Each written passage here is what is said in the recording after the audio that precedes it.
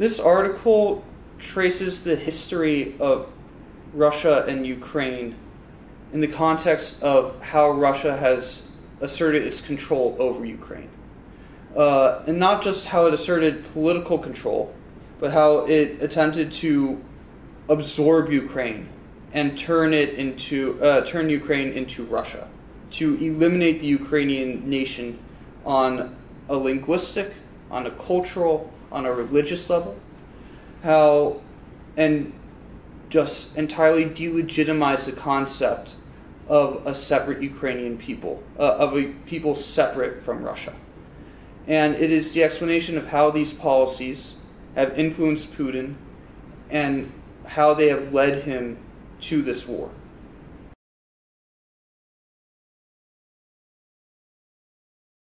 It's important because, for a couple of reasons. One, it's a disaster on just a human level.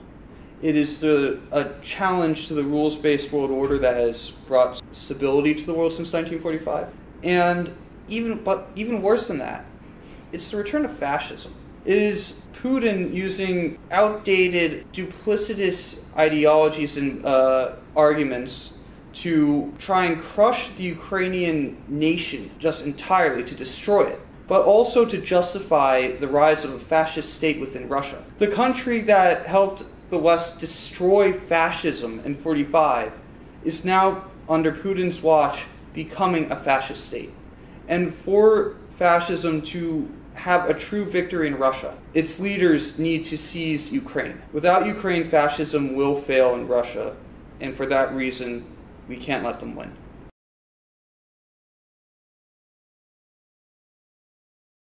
There was an article I came across in RIA Novosti, a Russian state media agency, that essentially argued for the liquidation of Ukraine as a nation. That Ukrainians cannot develop a nation without it turning to Nazism, and that to denazify Ukraine will mean its de-Ukrainization. So what surprised me most was just the openness with which circles in Russia were talking about, let's be frank, ethnic cleansing in Ukraine. And while we have yet to call what happened in Bucha an act of ethnic cleansing or genocide, I have real fears that that is the direction we'll be going.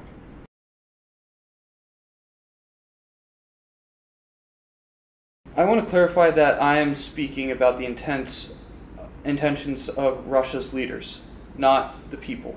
However, Russia's leaders are drawing on narrative templates in Russia that are widely available to the people, that Russia has been invaded and will always be invaded by hostile, nefarious outside powers, and that Russia is great because it has to be great, and this greatness derives from empire, especially an empire based in Ukraine.